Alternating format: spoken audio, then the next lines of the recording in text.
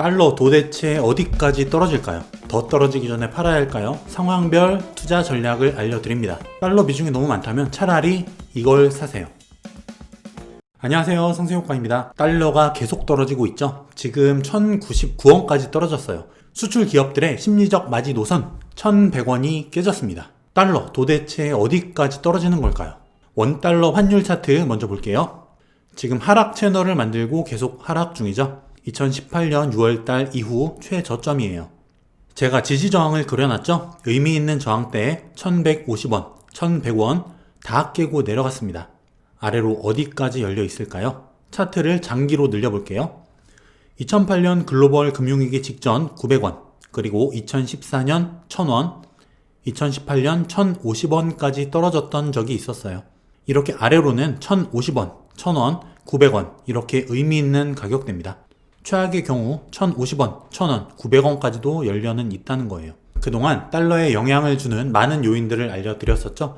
그 중에서 가장 중요한 요인 두 가지를 꼽자면은 경기 부양을 위한 저금리, 여기에 따라서 발생한 달러 증가, 그리고 중국 위안화 환율의 하락입니다. 바이든 대통령 경기 부양 기대감으로 인해서 앞으로 달러는 더 증가할 가능성이 높죠.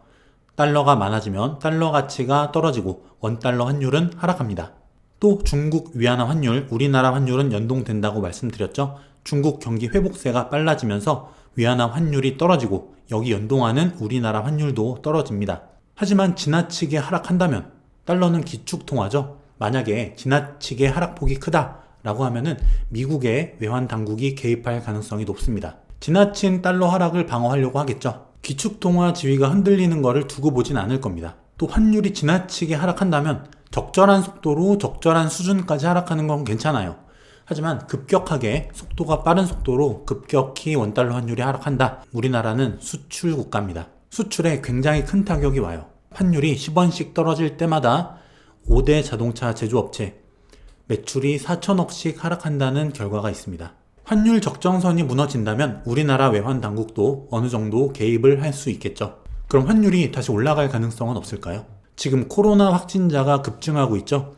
코로나의 급격한 재확산이 다시 온다면 환율은 다시 올라갈 수 있습니다. 하지만 또 백신 보급 가능성도 커지고 있죠. 결국 경기 회복이 이루어지고 그에 따라서 금리가 올라가고 거기에 따라서 달러가 감소하고 환율이 올라가는 이 상황이 오기 전까지는 환율이 급격히 올라가는 일은 없을 거예요. 지금 같은 상황, 이런 정세에서는 급격한 금리 인상이 불가능하죠. 즉 환율이 단기간에 올라간다는 건 쉽지 않다는 얘기죠. 그럼 이런 환율 하락 시 우리는 어떤 투자를 해야 될까요? 전에 알려드렸죠. 환율이 떨어지면 외국인은 국내 증시로 들어와 주식을 산다고요. 그래서 코스피와 환율은 반대로 움직이는 경향이 있습니다. 실제로 지난 10년 동안 삼성전자와 환율은 반대로 움직였어요. 외국인은 국내 증시로 넘어올 때 삼성전자를 가장 많이 사죠. 즉 환율 고점에서 삼성전자를 샀다면 환율이 떨어지면서 이익을 볼 수 있었다는 이야기가 됩니다. 경험적으로 말이죠. 그럼 미국 주식은 어떨까요? 미국은 전통적으로 수입을 많이 하는 나라예요. 소비 국가입니다. 달러가 약세다라고 하는 이야기는 수입할 때 불리하다는 이야기예요. 수입할 때 가격이 올라갑니다.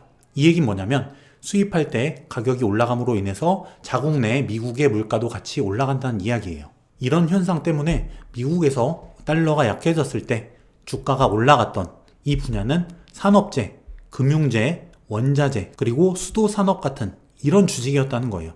인기 있는 애플, 아마존, 구글 이런 기업들은 환율과는 크게 상관이 없었습니다. 그럼 달러를 사야 될까요? 팔아야 될까요? 어떻게 해야 될까요? 기존에도 계속 말씀을 드려오죠. 달러는 안전자산이에요. 위기가 왔을 때, 조정이 왔을 때 이 달러를 보유함으로 인해서 달러의 가격이 상승함으로 인해서 위기 때 떨어진 주식 그리고 부동산 같은 위험자산의 손실 이거를 막아준다는 거예요. 오히려 이익을 줄 수도 있겠죠. 그런데 코로나 고점 1300원에서 달러에 몰빵한 사람 이런 분들은 어떡하나요? 지금 1100원이니까 200원이 빠졌죠. 15% 손실이에요. 사실 엄청난 손실은 아니죠. 지금 분명히 많이 내려오긴 했어요. 저점 부근이긴 해요. 지금 1100원에서 최악의 경우 900원까지 간다고 하더라도 지금 15% 손실 본 거에 2배, 30% 손실이 늘어나는 거죠. 지금까지 많이 떨어졌기 때문에 지금까지 떨어진 것보다 앞으로 더 떨어질 거냐 이 관점에서 생각을 해본다면 그냥 버티는 것도 나쁜 선택은 아니죠. 비중이 크지 않다면요. 하지만 비중이 많다면, 그리고 이 달러 약세가 지속될 가능성이 높다는 점, 여기에 문제가 있는 겁니다. 그 돈이 달러에 묶여서 기회비용을 잃게 되니까요. 다른 투자를 못한다는 거죠. 그럼 어떻게 해야 하느냐? 내가 달러 비중이 많다면 3가지 정도 대안이 있습니다. 먼저 환율이 오를 때까지 버틴다. 환율이 다시 오르거나 버블이 깨질 것을 대비해서 그냥 버티는 거죠.